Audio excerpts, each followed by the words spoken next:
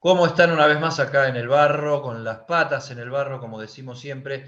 Y hoy con un invitado muy especial, colega, prestigioso, Sergio Rubín. Todos lo conocen ustedes, lo conocen de TN, lo conocen de Clarín. Es experto, especialista en temas de iglesia, cosa que en estos últimos años, en la última década, prácticamente cobró mayor relevancia todavía al tener un papa argentino. Sergio, ¿cómo estás? Hola, ¿y cómo estás? Un gusto de estar contigo, con tu gente. Bueno, aquí estoy a tu entera disposición y gracias por esta comunicación. No, por favor, que tiene un motivo muy especial, porque estás lanzando un libro que tiene que ver con la iglesia, que es tu especialidad, pero tiene que ver con un personaje muy fuerte de la historia argentina del siglo XX y que todavía hoy sigue siendo noticia, incluso hasta en los nombres de algunos movimientos sociales que son protagonistas de la crisis argentina, que es Eva Perón.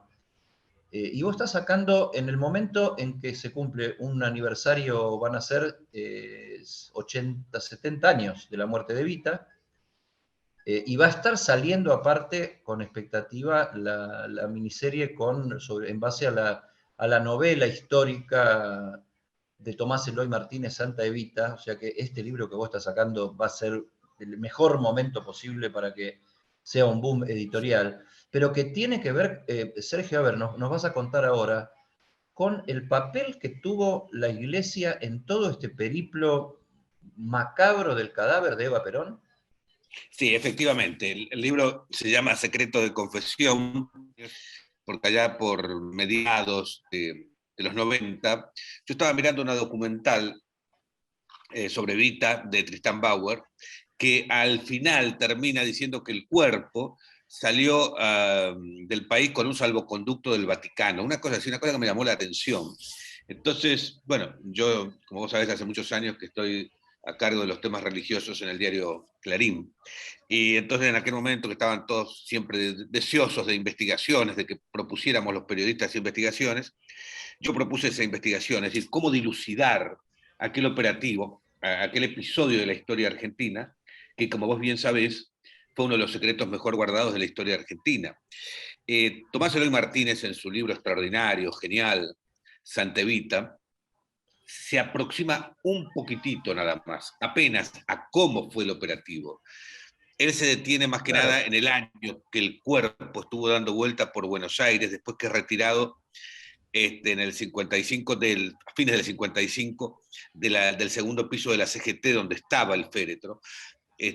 Pero digamos, y además él dice muy claramente, no oculta, dice, yo mezclo realidad con ficción, ¿no es cierto? Totalmente, sí, sí, Entonces, que a veces eso se prestó a alguna confusión de citas periodísticas como si fuera un libro de historia, y ahí lo que hizo Tomás Eloy con total sinceridad fue rellenar lo que le faltaba de información con sentido común y ficción de acuerdo a lo que él había logrado reconstruir. Pero es cierto lo que vos planteás, en cuanto a que no está tan bien documentado ni tan profundamente narrado este tema de la participación de la iglesia, sí la participación de la inteligencia militar y cómo fue todo el tema pero entonces vos comprobaste que existió ese salvoconducto diplomático a través de qué mecanismos y de qué, por qué vericuetos la iglesia participó en esta fuga, insisto, macabra del cadáver de Eva Perón en su periplo para tenerlo fuera de la Argentina y del alcance a ver, de sus fieles, ¿no? sí, sí, se unió un poco todo, porque había que explicar en realidad de manera completa todo. Y era un tema. Logramos, por supuesto, hablar con el sacerdote, digo por supuesto, no fue tan por supuesto, fue muy costoso, pero logramos hablar en Milán. Yo estuve allí, viajé especialmente con el sacerdote que le devolvió el cuerpo a Perón en el 71, en septiembre del 71, en Puerta de Hierro. Era la primera vez que él hablaba. Estuvimos ahí con el colega y amigo Julio Algañarás 5 horas, toda una tarde, hablando con el sacerdote. Por primera vez, digamos así, rompió el silencio, dio la cara, porque él además firmaba el acta en Puerta de Hierro bajo un nombre falso. Así que bueno, él nos contó eso y el ejército también permitió la apertura del archivo, y eso nos permitió hablar, por ejemplo, con el que le llevó el cuerpo, el suboficial, que bajo un nombre falso acompañó el traslado del féretro de Buenos Aires hasta Génova, y de ahí a Milán, a un cementerio donde fue enterrado, insisto, bajo un nombre falso. O sea, pudimos Bajo un reconstruir nombre una falso. operación. Déjame que te dé una sensación. Se me está poniendo la piel de gallina por completo, por la historia, por los personajes que involucra, por el significado que tiene para nuestra propia idiosincrasia, y por este trabajo periodístico donde vos, o sea, para que la gente entienda, cuando vos decís, por supuesto, hablamos con el cura que devolvió el cadáver, y decís, bueno, no tan por supuesto, claro, un laburo bárbaro, te costó encontrarlo, pero vos decís, por supuesto, pues periodísticamente era con quien tenías que hablar para que esa fuente te contara en primera persona lo que había vivido. La verdad me parece fascinante, en lo que me estás resumiendo, me parece fascinante tu periplo periodístico en la indagación para este libro.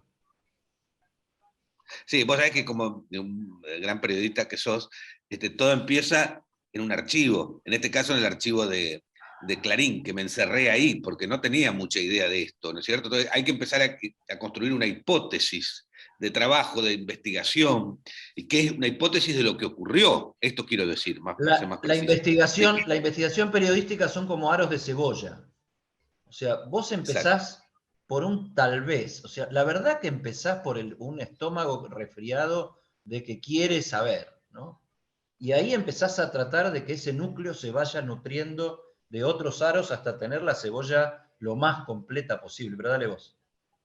Sí, no, y no, sería demasiado, no me quiero extender porque quiero ir al punto, pero cuando empecé tuve que ir a buscar un sacerdote, bueno, una cosa increíble, que por ahí podía tener alguna conexión con la congregación religiosa que participó. Me agarré un remis y empecé a recorrer Avellaneda y los barrios más populares de Avellaneda, porque me dijeron que estaba en un comedor ese cura.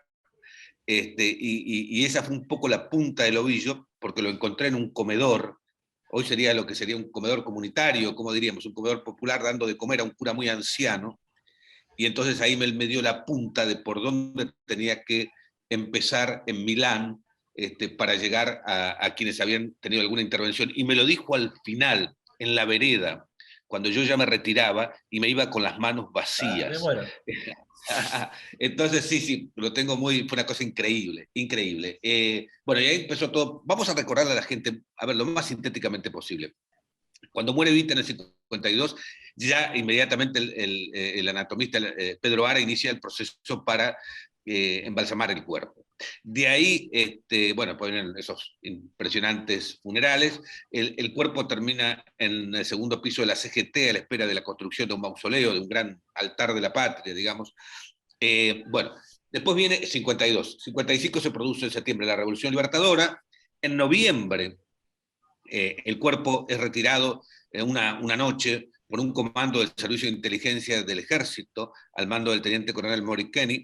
Es retirado de allí, nunca más se sabe nada del cuerpo. Una cosa muy loca, y empieza lo que Tomás Eloy cuenta muy bien, que es un periplo de, digamos, un año por Buenos Aires, terrible, porque le pasa de todo. Es otro, eso está contado en el libro, pero es una historia increíble. Todas las peripecias que tiene el cuerpo, pero en el fondo, y ahí voy al punto, en la dictadura de Aramburu no sabía qué hacer con el cuerpo. Es decir, para ellos era una bomba, una cosa muy loca, ¿no? Pero una bomba política. Si tenían miedo de que, no sé, los peronistas se robaran o sacaran o volvieran a tener el cuerpo de Eva, y no sé, con eso anduvieran por todo el país iniciando una contrarrevolución. Había quienes querían quemarlo. Hubo una reunión de gabinete nacional donde se habló de cómo destruir el cuerpo. De hecho, vos sabés que le falta un pedacito de un dedo porque se probó el grado de combustión que tenía el cuerpo. Yo siempre digo, como verás, la locura política no es de No, ahora, no, tiene llevada muchos al años paroxismo. en la Argentina. Pero poniéndolo en contexto, vos fíjate lo que han significado los otros cuerpos momificados o embalsamados, como qué sé yo, el de Lenin en la Unión Soviética, el de Mao, o sea, cuerpos que se han convertido en mausoleos en sí mismos y en reproducción de fidelidades políticas e ideológicas a través del sistema educativo, y miles de personas pasando por ahí día por día, y gente no solamente del país, sino del mundo. O sea, por un lado había de los regímenes personalistas una utilización política de esos cuerpos momificados, y acá estuvo la contrautilización siniestra, clandestina, manipuladora, profanadora de un cuerpo sin vida por precisamente su significación política. Ese era el contexto del siglo XX, ¿no, Sergio? Sí, por supuesto, había además un odio, había surgido todo, digamos, la reacción del antiperonismo. Hoy hablamos mucho de la grieta, pero la antinomia, como decían nuestros mayores, peronismo-antiperonismo, obviamente fue fortísima. Y esto del cadáver, obviamente, se escribía dentro de esa antinomia, y el deseo de la dictadura de borrar todo vestigio peronista. Obviamente el cadáver de Eva era lo más fuerte, pero acordate que habían prohibido por decreto la palabra Perón. Una cosa muy, muy rara. Bueno, ahí en eso, en no saber qué hacer y la idea de destruir el cuerpo, aparece una idea de un sacerdote, el padre Paco Rodger, que era capellán del regimiento de granaderos a caballo y miembro de la congregación de San Pablo.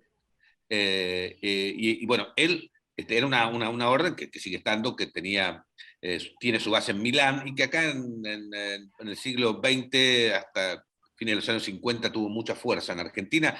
De hecho, fundaron el Grafotécnico, el Instituto de Periodismo, por el cual Ahí fue. pasó muchísima gente, ¿no? Ahí está. Bueno, me evita, por ahí, no para los que nos están escuchando, pero para vos. Entonces, él era muy amigo ahí. ¿Quién era el jefe de granaderos en ese momento? Un teniente coronel Lanuse, Alejandro Agustín Lanuse, por ahí a vos te suena.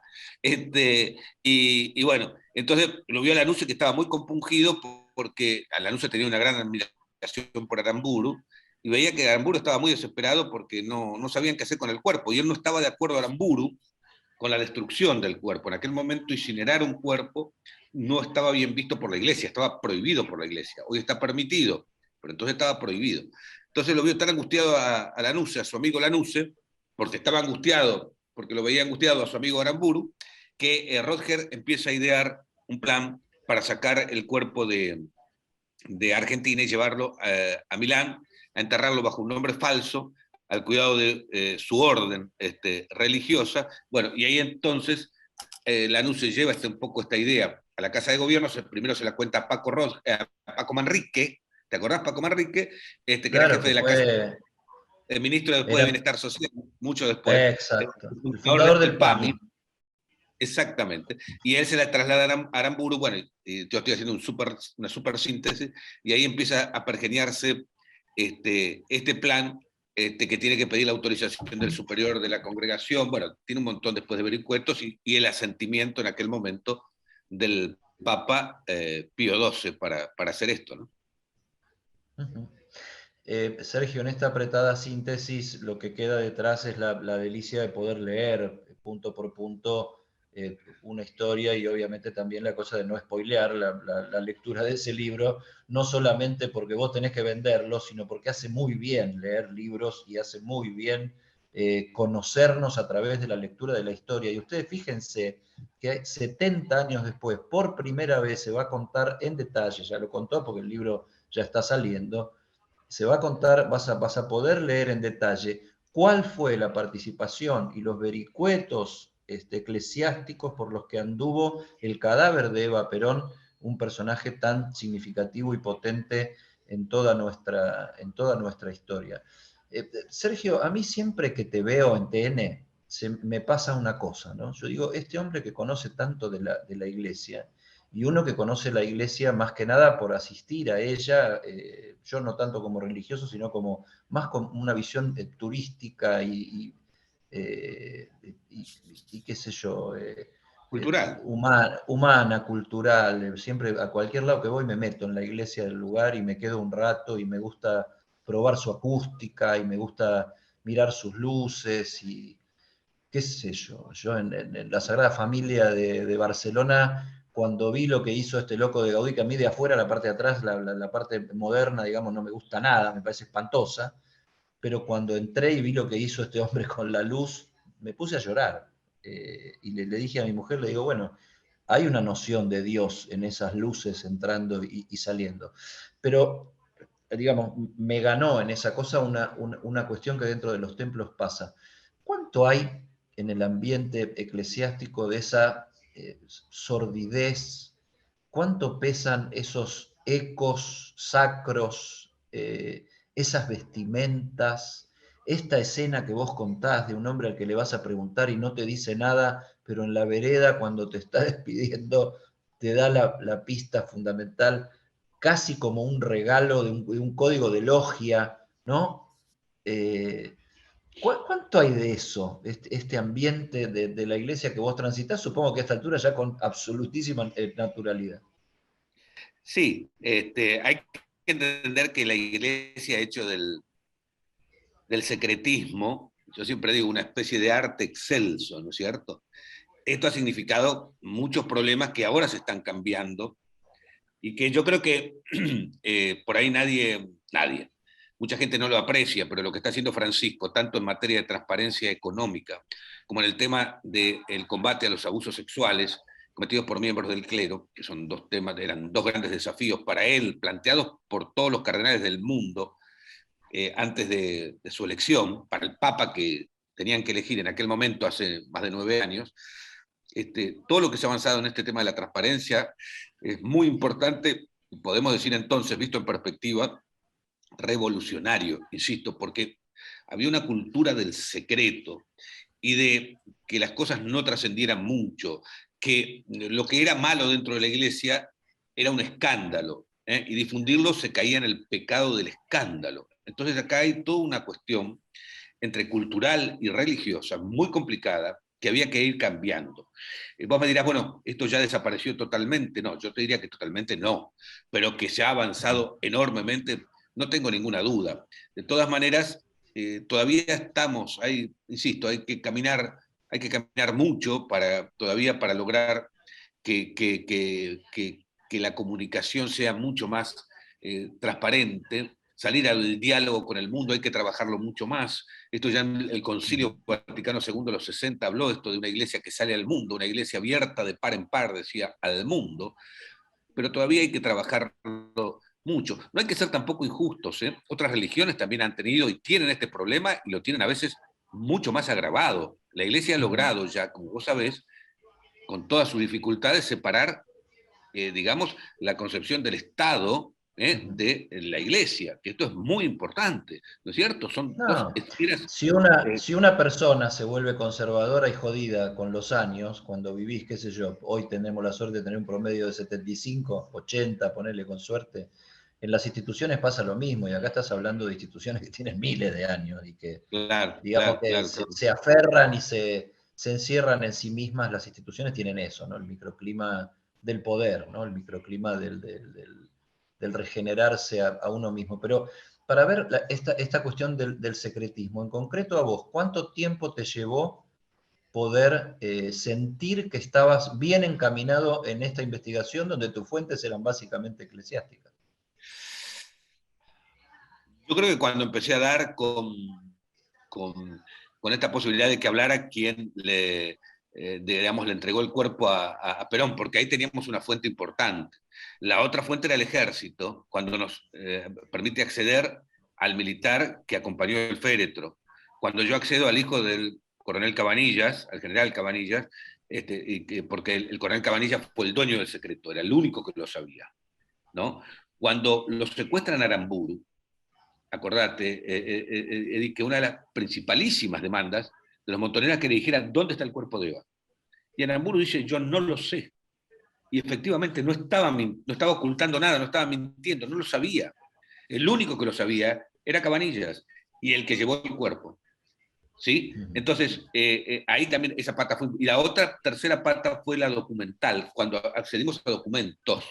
Por ejemplo, está en el libro, el facsímil, una autorización que da la madre de Eva Perón, que es muy importante, es muy importante. Ahí está, tenemos la autorización firmada por Juan Ibarburen. Entonces digo, cuando se va armando ese rompecabezas de a poco, dijimos, bueno, tenemos los elementos para avanzar. Después de la investigación que publica Clarín, obviamente yo me quedé mucho tiempo más investigando, porque necesitaba cerrar el cuadro. Uno de los temas claves era la participación de Pío XII. ¿Cómo lo hace? Vos que me preguntabas recién, ¿cómo haces para desentrañar un poco? Porque, digamos, no son tan evidentes en la forma de actuar y de moverse. ¿Qué es lo que hace Pío XII? Asiente, deja hacer. No es que dice, yo acá autorizo, firmo esto, firmo. Él se entera, le informan y no pone obstáculos. Estos son los matices que tiene la iglesia para manejarse. Te das cuenta que, bueno, que son códigos, uno poco, bueno, yo creo que pasa en todas las áreas del periodismo, ¿no? En todos los temas, cada área tiene su código. Y bueno, lo que uno se ha tratado, no sé, en la medida de lo posible de ejercitar, es en los códigos religiosos y en los códigos eclesiásticos, qué es lo que quieren decir. Muchas veces nosotros decimos Sergio, perdón, las religiones dicen más con el silencio que con las palabras. totalmente. Bueno, y este fue un largo silencio donde estaban haciendo cosas, ¿no? O sea, los silencios y los hechos mientras estás en Claro, silencio, claro, lo que claro. estás haciendo mientras estás calladito. Esto que estaban haciendo también, y que es tu reconstrucción, o sea, lo tuyo es un relato de la confabulación y del compromiso y la complicidad de la Iglesia al más alto nivel con la dictadura, aquella dictadura, la Revolución Libertadora. Bueno, en ese momento claramente, está muy buena tu pregunta, en aquel momento claramente es innegable que hay una asociación, por lo menos entre una parte de la iglesia, porque no toda la iglesia estaba de acuerdo, era una bomba el cadáver de Eva Perón, era meterse en un jardín terrible. Pero no toda la iglesia estaba de acuerdo. Pero, sí, pero una parte, digamos, fue socia de la dictadura. Ahora bien, acá hay dos cosas que objetivamente pasaron. Que objetivamente pasaron. Una, la iglesia fue funcional al gran anhelo del gobierno militar de aquel momento de hacer desaparecer el cuerpo, de birlarle al peronismo su principal bandera de aquel momento. Fue funcional a eso, se prestó para eso. Pero por otro lado, el cuerpo fue preservado. Y hoy, como todos sabemos, está en el cementerio de la Recoleta, bajo dos gruesas planchas de acero, y es uno de los lugares más visitados por los turistas extranjeros. O sea, las dos cosas ocurrieron. Y O sea además, que acá hay una mezcla para los que ven las cosas todas entre buenos y malos, ¿no? sí, Acá hay una mezcla de conspiración política con una dictadura antipopular, como todas, pero particularmente esta que terminó con Perón y se robó el cadáver de Evita, y por otro lado una actitud de piedad cristiana, digamos, de preservar ese cadáver que no sea corroído, que no sea maltratado, que esté bien guardado y que no sea incinerado. sí, exactamente. Es decir, una cuestión de bien. Eso está claro. Eso pasó. Las dos cosas, por eso vos podés leer la parte de la historia que Que vos te quieras guste, sí. tomar. También es cierto que, bueno, ya entramos en una... Yo no quiero, digamos, quiero dejar al lector y al que me está viendo en este momento la libertad, por supuesto, de interpretar como le parezca. Yo he hablado con algunos conspicuos peronistas históricos que también me decían que, bueno, visto en perspectiva, también había que entender el contexto de aquella época. Y como era un factor de tanta tensión el cuerpo y todo lo que había en aquel momento, bueno, había que entender que quizás sacar ese cuerpo de escena por un tiempo era lo mejor en aquel contexto de la época. Esto me han dicho algunos peronistas históricos, ¿no es cierto? Que no son tan críticos, porque vos tenés otros que decís, bueno, la iglesia se asoció a la dictadura para esconder nuestro cuerpo, es un desastre, una iglesia fascista, bueno, hay de todos los gustos para todas las interpretaciones y por supuesto esto queda abierto al lector y al que me está escuchando. Mi trabajo como periodista, yo no tengo ninguna identificación partidaria, Si hubiese sido el cadáver de Hipólito Yrigoyen, hubiese hecho lo mismo. Es entregar... O el del Che Guevara. O el Che Guevara, o cualquiera, y entregarle a la gente modestamente, por supuesto que todos tenemos una cuota de subjetividad, pero entregarle la mayor cantidad de elementos posibles a la gente para que, bueno, la gente después saque sus propias conclusiones. Uh-huh. Yo llego hasta acá, ¿sabes por qué? Porque te voy a empezar a torturar para que me vayas contando el libro, y eso no se hace, primero porque no torturarás, segundo porque te llevó mucho trabajo, y porque hay que leerlo. Estas son partes de la historia. Yo creo, Sergio, que esta cosa necrofílica de la Argentina es algo que debería enseñarse de esta manera en los colegios para entender no solo a las figuras, sino a las circunstancias de las figuras, a lo que se hizo con los restos de las figuras, cómo se compusieron ideas, contraideas, guerras, conspiraciones, crímenes, y nos compusieron una cabeza bastante loca, como argentinos, que en algún momento vamos a tener que bajar la espuma y vernos tal cual somos, y reivindicarnos de tal manera y reconstruirnos desde ahí. Así que felicitaciones, la verdad que me hiciste vivir en estos minutos sensaciones de periodista de investigación, que te digo, te confieso, hace rato no sentía, Bueno. y espero que como va a suceder te vaya muy bien con este libro, porque merecemos, esto es lo que digo, vos te mereces el resultado de tu trabajo, pero merecemos conocer nuestra historia, y la historia se la conoce leyendo, indagando, accediendo a los materiales de la gente que trabaja para eso, y Sergio Rubín es uno de ellos. Bueno, Eddie, te agradezco porque, o sea, tus palabras son importantes, porque sos un gran periodista. Déjame decir, chiquitito, que justamente esto refleja, y es un tema que a mí me apasiona, el tema de los desencuentros entre los argentinos. Porque en el fondo lo que está atrás de todo esto del cadáver, que es otro episodio más de los desencuentros terribles entre los argentinos, los odios políticos, digamos, que haya debates fuertes en democracia, bueno, eso está muy bien, y es así la democracia, pero cuando entramos en el odio político, el otro es el enemigo, y el único camino que queda es destruir al otro, y así nos vamos destruyendo entre todos, ¿no? Entonces a mí me parece que en estos tiempos de tanta grita, no solo en Argentina, no somos tan exclusivos ahí en el mundo, hay que mirar a otros países también, pero bueno, nosotros vivimos en Argentina, y con nuestros problemas económicos y sociales muy graves. Entonces digo, esto también nos ayuda un poco a reflexionar cómo hacer para trabajar en un más amigable, que pueda administrar mejor sus diferencias y que pueda llegar a acuerdos básicos fundamentales. Estos caminos que se toman no llevan a ninguna parte. Entonces hay que trabajar realmente por levantar un poco la puntería. Esta es una gran obsesión, y ojalá que después de que la gente lea este libro, bueno, uno haga un pequeñísimo aporte a pensar un poco, como diría el Pepe Mujica, cómo querernos más entre los argentinos. Desde el otro lado del charco chico. Y muy importante lo que decís, Sergio. Hoy esta nota se está haciendo el 22 de julio, viernes 22 de julio. Los títulos de la mañana dicen que un ex militar cara pintada, Aldo Rico, está convocando a las Fuerzas Armadas para estar alertas ante lo que anunció ayer un dirigente social como Juan Grabois, de que vienen saqueos y tal vez sangre en la Argentina. La Argentina no tiene que dar ningún paso atrás. En todo caso, los mejores pasos atrás que debemos dar es leer nuestra historia y entender de dónde viene, como dice Sergio, estos odios viscerales que no construyen nada y lo destruyen todo. Sergio Rubín, muchísimas gracias por esta charla, y muchísimas gracias por este libro, que va a ser un golazo. Bueno, gracias, Eddie. Muchísimas gracias. Valoro tu palabra. Un fuerte abrazo. Hasta pronto. Fuerte abrazo. Chao, gracias.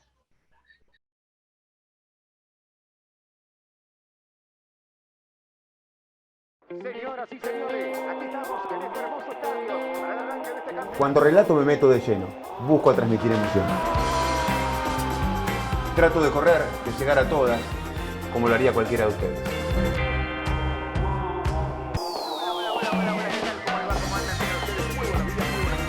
Eso mismo es lo que hago todos los días en las 2 ediciones de F90. F90, de lunes a viernes. por ESPN. En estas vacaciones, desconectate para recargar energías en lugares únicos. Jujuy, energía viva. Gobierno de Jujuy.